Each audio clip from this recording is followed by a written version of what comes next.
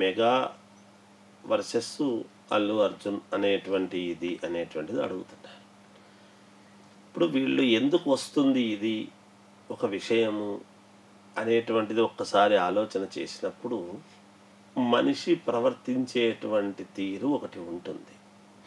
ఎదటి వాళ్ళు అనుకునేటువంటి విధానముగా మన యొక్క నడవడిక ఉన్నప్పుడు ఆ అనుకునే అవకాశం ఇచ్చినటువంటి వాళ్ళని బట్టి కదా ఆలోచన చేస్తారు. ప్రేక్షకులు ఎప్పుడు కూడా అభిమానులు కానీ, ఇటు మెగా అభిమానులు కావచ్చు, అల్లు అర్జున్ అభిమానులు కావచ్చు, వేరు వేరు అని అనుకోవడానికి లేదు. ఈ మధ్య వేరు అని ఒకవేళ వీళ్ళు అనుకుంటున్నారేమో.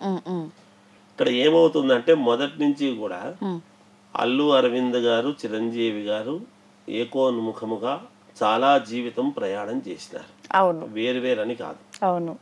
ఎందుకు చాలా సినిమాల్లో మొట్టమొదట చిరంజీవి గారు తనంతట తాను స్వయం కృషితో వచ్చిన సినిమాల్లో తనకంటూ ఎవరూ లేకపోయినా వచ్చిన సరే, తర్వాత మహానటుడు అల్లు రామలింగయ్య గారి యొక్క కుమార్తెను వివాహం చేసుకోవటము, ఆయన కుమారుడే కాబట్టి అల్లు అరవింద్ గారు, బావుమరిది కాబట్టి భావ శ్రేయస్సు, బావమరుదులు బ్రతకగోరుతారు అనేటువంటి పదం వచ్చింది. దానివల్ల ఆయన నిర్మాత కూడా కాబట్టి కొన్ని సినిమాలు గీతా ఆర్ట్స్ అనేటువంటి దాంతో చిరంజీవి గారిని కూడా పెట్టి ఒక రకంగా ఈయన ఒక రకంగా తాను ఇద్దరు కూడా సమన్వయంతో పైకి ఎక్కువస్తూ సైమల్టేనియస్గా వచ్చారు. అలా చేసుకుంటూ ఇద్దరు వచ్చారు. ఈ రోజు వరకు స్టిల్ నౌ ఈ నిమిషం వరకు వాళ్ళిద్దరి మధ్యగా పెద్దగా తేడా ఉంది అని అనడానికి ఎటువంటి ఇది లేదు. వాళ్ళ ఎక్కడ కలిసినా వాళ్ళు మాట్లాడేటువంటి విధానం వేరు, వాళ్ళు కలుస్తూ ఉండేటువంటి ఇది వేరు. అక్కడ రాలేదు ఎవరికి కూడా. మరి ఎక్కడ తేడా వస్తుంది అని అన్నప్పుడు అల్లు అర్జున్ గారు కూడా డాడీ అనేటువంటి సినిమాలో ఒక చిన్న రోల్తో వేసి ఆ తర్వాత గంగోత్రి సినిమాతో పరిచయం అనేటువంటిది ఎవరో ఒకరి ఇది లేకుండా జరగదు ఎప్పుడూ కూడా. ఒక ఇది అని వస్తుంది. తర్వాత తన ఓన్ టాలెంట్తో తాను పైకెక్కొచ్చిన మాట వాస్తవం. అల్లు అర్జున్ గారు కూడా అది చేస్తూ విధానము, తాను కష్టపడేటువంటి విధానము కానీ, ఎవరైనా వాళ్ళ సినిమా వాళ్ళు బాగా ఆడాలి చెయ్యాలి అని తాపత్రయంతో పైకి ఎక్కి రావాలనే చూస్తారు. అలాగే అభిమానులు అభిమానిస్తూ చేస్తూ ఎక్కొచ్చిన మాట వాస్తవం. అయితే ఇక్కడ ఏదైనా వీళ్ళు తీసుకునేటువంటి స్టెప్స్ కొన్ని ఉంటాయి.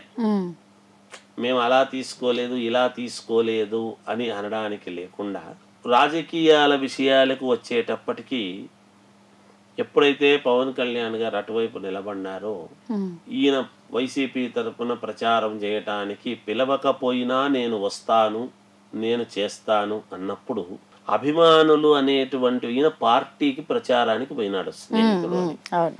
ఆ స్నేహితుడు ఒక పార్టీ వైపు నిలబడినాడు. స్నేహితుడు ఏ పార్టీలో అయినా ఉండవచ్చును. సినిమా ఆర్టిస్టులు అన్ని పార్టీల్లోనూ వీళ్ళని అభిమానించే వాళ్ళు ఉంటారు. వీళ్ళు గ్రహించాల్సింది ముఖ్యంగా మొదట అది. తాను నిలబడినాడు అనుకో, ఏదో ఒక పార్టీని విమర్శించాలి. ఆనాడు ఎన్టీ రామారావు గారు కూడా నిలబడినప్పుడు కాంగ్రెస్ను తిట్టాడు. కాంగ్రెస్లో రామారావును అభిమానించే వాళ్ళు లేరా? ఉన్నారు. మరి అంటే ఒక పార్టీ నిర్ణయం ప్రకారంగా మాట్లాడే విధానం వేరు.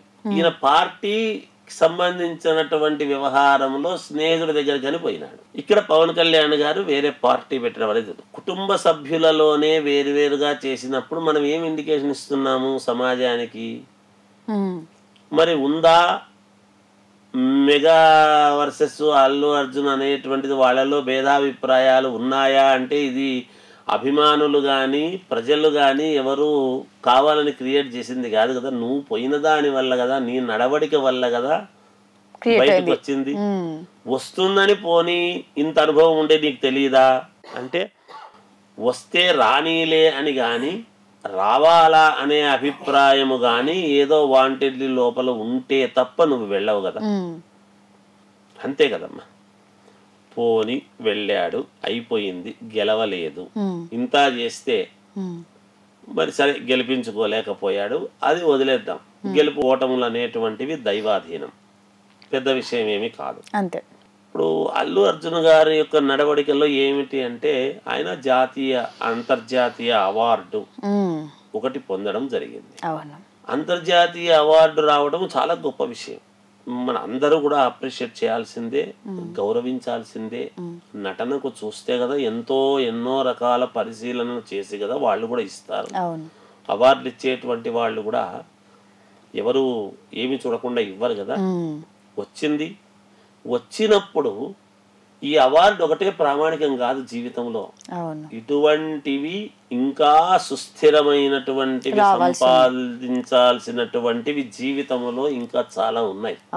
ఒకటి వచ్చింది అన్నప్పుడు మనము జనాల దగ్గర ఎంత అప్రమత్తతగా జాగ్రత్తగా అందరినీ కలుపుకొని పోవాలి అనేటువంటి ఇది ఉండాలి కదా. మీకు ఒక చిన్న ఉదాహరణ చెప్తాను. మహామంత్రి తిమ్మరుసు అనేటువంటి సినిమాలో ఎన్టీ రామారావు రాజు అవుతాడు. రాయలవారి యొక్క ఇది కాగానే అప్పాజీ చెంపకు తీసి ఒక ఏటు కొడతాడు. కొట్టంగానే అందరు ఏమనుకుంటారంటే మహామంత్రి రాజును కొట్టడం ఏమిటి అనేటువంటిది అనుకుంటారు. అంటే అప్పుడు ఎన్టీ రామారావు చేతనే ఒక మాట అనిపిస్తారు. అంటే ఇక నువ్వు ముళ్ళబాట రాజు అయినావు అనేటువంటిది కాదు, నీకు జీవితంలో చాలా ఎదురుదెబ్బలు తగులుతాయి, జాగ్రత్తగా ఉండు అని నన్ను అప్పాజీ వారు ఈ విధంగా నన్ను హెచ్చరించారు అని అంటాడు. అది ఎంత గొప్ప మాట. ఒక పదవి వచ్చినవాడు కానీ పదవి వచ్చింది కదా నాకింకేమీ జీవితంలో నన్ను అనుకునేటువంటి వాడు లేడు, నా సమానం లేదు అని కానీ, ఒక అంతర్జాతీయ అవార్డు వచ్చింది కదా నాకంటే గొప్పవాడు లేడు అని ఇప్పుడు విర్రవీగినాడని నేను అనడం లేదు. కానీ నడిచేటువంటి నడవడిక అనేటువంటిది చాలా అవసరము.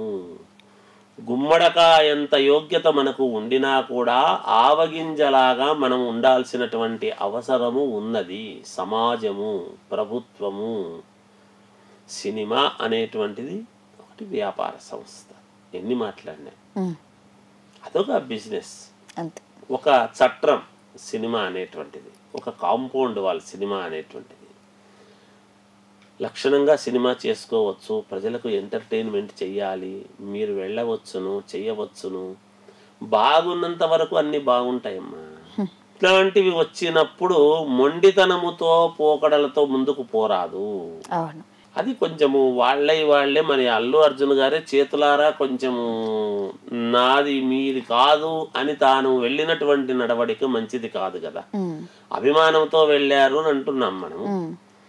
అభిమానము వేరే పార్టీలో ఉండే వ్యక్తి మీద ఉండేటువంటి అభిమానము కుటుంబ సభ్యుల మీద లేకపోతే ఎట్లా? నువ్వు ఇంట గెలిచి కదా రచ్చ గెలవాలి, అంతే కదమ్మా. అంటే మిగతా వాళ్ళు కూడా అందరు అభిమానులు ఉంటారు కదా. ఇప్పుడు జనసేన పార్టీలో అల్లు అర్జున్ అభిమానించే వాళ్ళు ఉండరా? ఎందుకుండరు? ఇప్పుడు తెలుగుదేశంలో ఉండరా? బీజేపీలో ఉండరా? అభిమానులు అనేటువంటి వాళ్ళు అన్ని పార్టీలకు, ఏ పార్టీకి సంబంధం లేని వాళ్ళు కూడా ఉంటారు. అంటే అప్పుడు మనం ఎలా చూడాలి అందరినీ?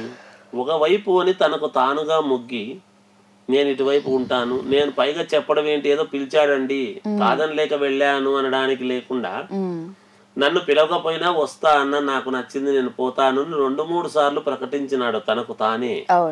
అందుకని చేతులారా తనకు తాను చేసుకున్నదే కదా.